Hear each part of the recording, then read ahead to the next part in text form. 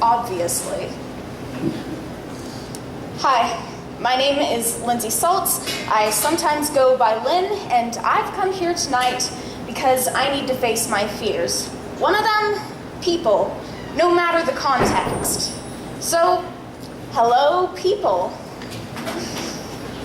I try to tell myself, like I learned with wild animals, they're more afraid of you than you are of them, and attempt to make myself feel better, but I really don't think that's true. And a lie is barely a comfort. Maybe you do, and maybe you don't know how it feels to hear your own voice shake, matching the rhythm of your hands as if in the presence of giants. I swear I'm going to have a heart attack.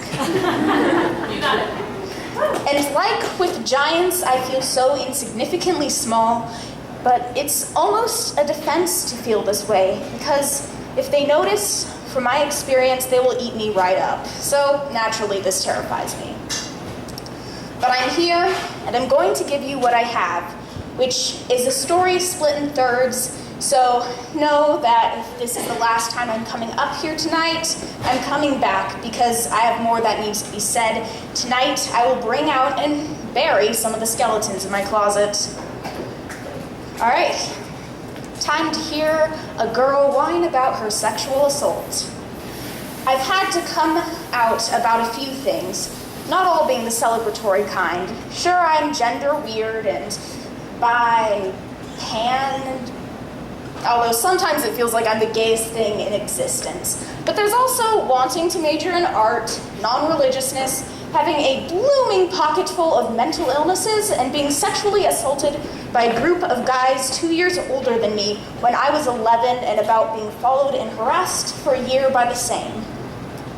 To clear things up, I was not raped, and I cannot imagine the trauma of those who have gone through that, the doubts and the stigmas they face, whether they speak immediately after the fact or breaking a silence that lasts over a decade.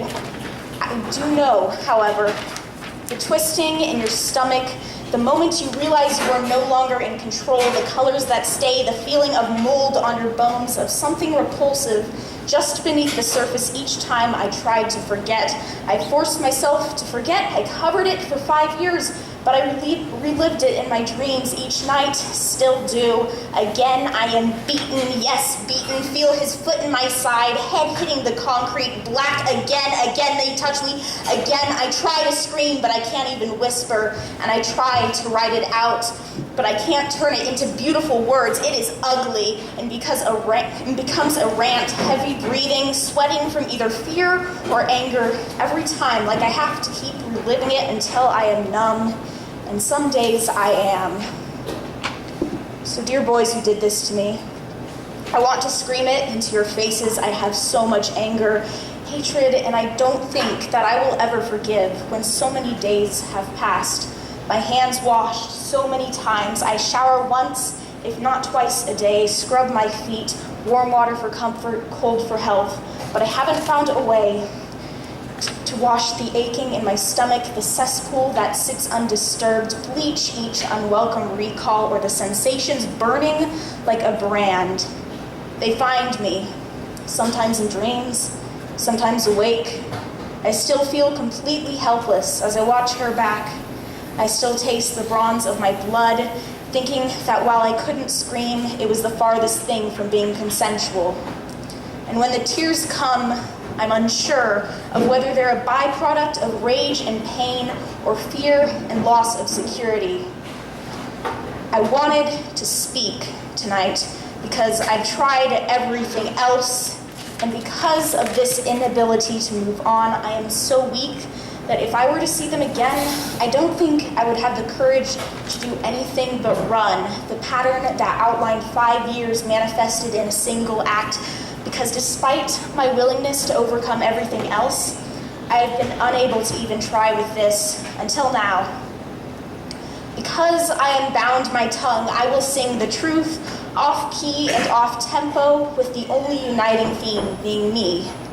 It is not pleasant to hear, I won't lie, and it makes no effort to be beautiful, but standing here before a crowd who barely knows more than my name, It's all that I have.